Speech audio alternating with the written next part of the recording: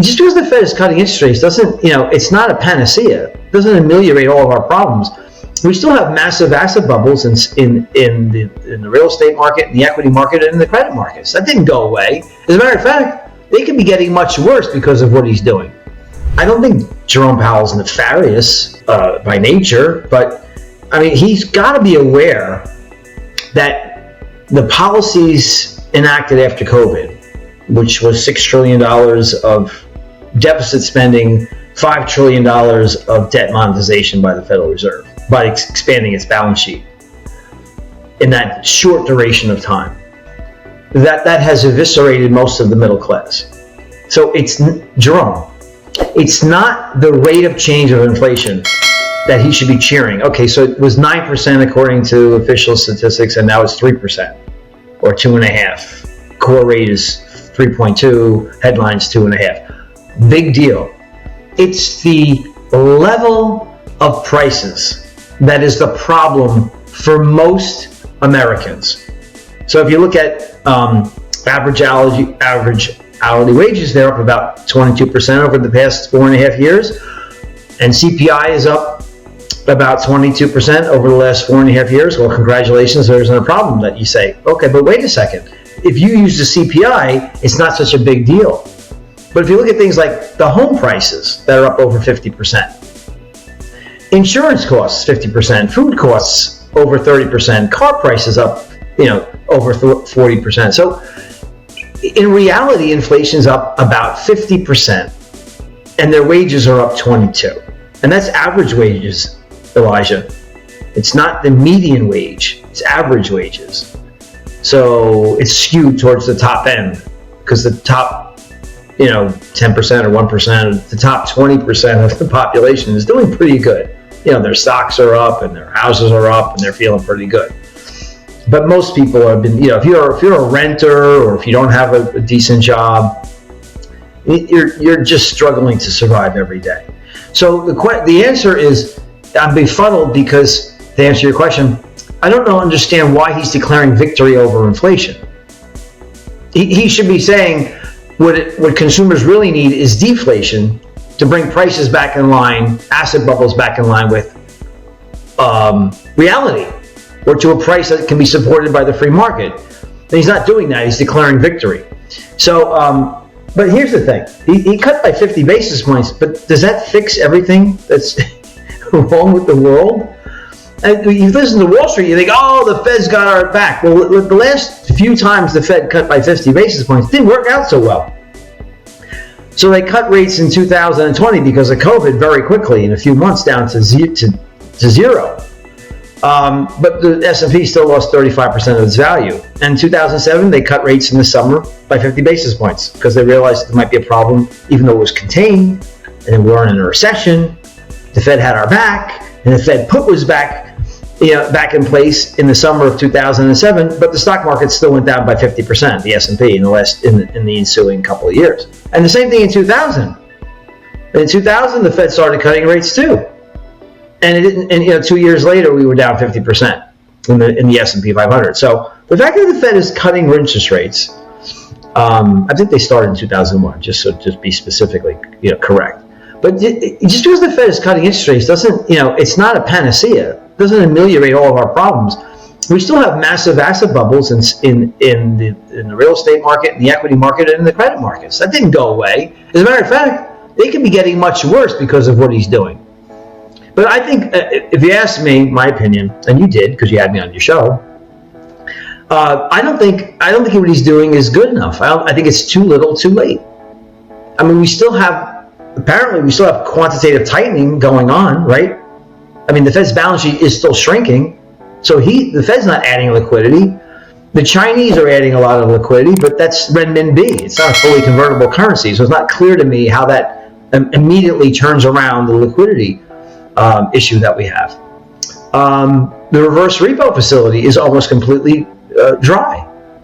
So there are a lot of reasons to believe, and we'll get it. I don't want to sit here and do a diatribe from one question that you asked me. But listen, we have some pretty worrying trends, like the unemployment rate and delinquencies and defaults are all rising. Those tend to be secular trends when they begin. They don't stop because the Fed cut by 50 basis points. So, and here's the one other thing I want to mention, and I'll let you back in here, and I do apologize for my long-winded answer to your question. This is the time when the time that the Fed is cutting now happens to be the first time in history we have a problem with inflation and we have an insolvent government. And the Fed's rate cuts were well telegraphed. So the longer duration bonds already priced in. The bond market has already priced in the Fed's rate cuts. When the Fed started cutting rates, the 10-year note was 3.6%. Normally, the 10-year note is about 5% plus. So, in other words, what I'm trying to say is that the Fed is cutting rates to get interest rates to fall, but they already fell, and now they're rising because Jerome Powell thinks that the fight with inflation is over. So everything that he's supposed to be doing to make the economy better is the exact opposite. So rates are rising. So mortgage rates will rise, and costs to issue debt will rise, and that's going to go against everything he's trying to do. I'm not net short the market right now. I don't even have any shorts at all except for a very tiny short in high yield. It's my only short that I have. But I'm long India, working out well. I'm long gold. I actually bought some silver recently. That's, I think that's on the verge of a major breakout. I own utilities. We own all kinds of things here because it's not time yet. My model is built, my inflation, deflation, economic cycle model is built as a timing tool. But just because it hasn't triggered me to get net short the market doesn't mean that I'll never have to get there. Because like you said, these problems are extant and they haven't gone away. They're only getting worse. The debt continues to pile up. Corporations are issuing more and more debt. If you look at total non-financial debt to GDP, it's at a record high. The government is insolvent, 720% debt to revenue, as far as the Treasury is concerned. That is incredible to me. Our deficits are $2 trillion per annum in supposedly good times, right? In times of full employment. So there's huge problems that have just they haven't come to the surface yet, but they're festering underneath, and when they come to the surface, it's going to be a huge, huge problem. Because at the end of the day, I believe in mathematics and genuine economics, and I believe in reality. And the reality is that home prices are about 40% higher than what they need to be affordable to the average American. Home price to income ratios are that much out of whack. And the same is true for the stock market. It's about 50% overvalued if you look at the total market cap of equities as a percentage of the economy. So these things tend to mean revert. If you believe in mean reversion, then they're going to happen. It's taking longer than even I would have thought, but who cares? I mean, there's just so much liquidity out there, and the Fed and other governments keep trying to delay the inevitable. But you can't delay the inevitable. I mean, in the national course of listen, let's just take an example. I'll give you a perfect example if you're confused about what I'm talking about. Let's look at Japan. Japan has a quadrillion yen in debt outstanding, and the bond market. If the bond market in Japan, if JGBs was reliant on tax revenue to finance the debt, their interest rates would be double digits. However, that can't happen in Japan because the Bank of Japan raised interest rates to 1/2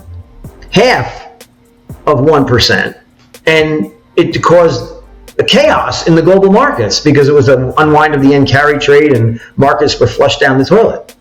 The Bank of Japan can't even raise interest rates to 1/4 to 1/2%. But that's because the Bank of Japan owns almost all of the government bonds, the vast majority of JGBs, Japanese government bonds. So this is what we're heading into. So in reality, the 10-year note has no darn business trading at 3.7% or 3.8%. No way. Not with inflation just ending 9% and an insolvent government and $2 trillion deficits. No way. So without the Fed's balance sheet being now $7 trillion, without the Fed's put out there, interest rates would be much higher, which would bankrupt the country because we have so much debt. So the Fed has to print money, but if the Fed prints money, you get inflation, and that means bonds have to rise. Bond yields have to rise. So it's catch-22. And that's what happened. This is not a new phenomenon. This is what happened in every country that has went bankrupt in the past, which you print money to make the debt solvent, which causes inflation, which causes interest rates to rise. So you have to print more money, causes hyperinflation, and you destroy the economy. That's where we're headed, unfortunately. And I never thought that, when I was a kid, I first got in this business in 1991. I never thought we would let this happen. But, we were supposed to be a country that tied our monetary policy to gold. That was destroyed completely in 1971. I'm old enough to remember 1971. Not really. I was only 8 years old, so I wasn't watching Tricky Dicky back then and closing the gold window. But I remember how terrible the 70s were because of gas lines and everything. My father had to get up at like 4 o'clock in the morning to sit on a gas line to get an odd and even license plate number to get gas. Do you remember that, Elijah? How old? Come on. I don't think you remember that, but I bet your dad does. No, that was before my time. A little bit, right? He's like, what is he talking about? But inflation has destroyed every fiat currency throughout history, and unfortunately, the United States is traveling that same road because our balance sheet, the Fed's balance sheet, which is called high-powered money, was zero before 1913. But from 1913 all the way to 2007, it took them all those years to print $800 billion. And from 2007 to 2022, that $800 billion went to $9 trillion. Zimbabwe would almost blush. $9 trillion of high-powered money, which is, why do we call it high-powered money? Because it's physical currency and coins in circulation plus Fed credit, which is the building blocks of all money. It goes into the banks, and the banks use those reserves to create loans and to buy bonds and to expand the money supply.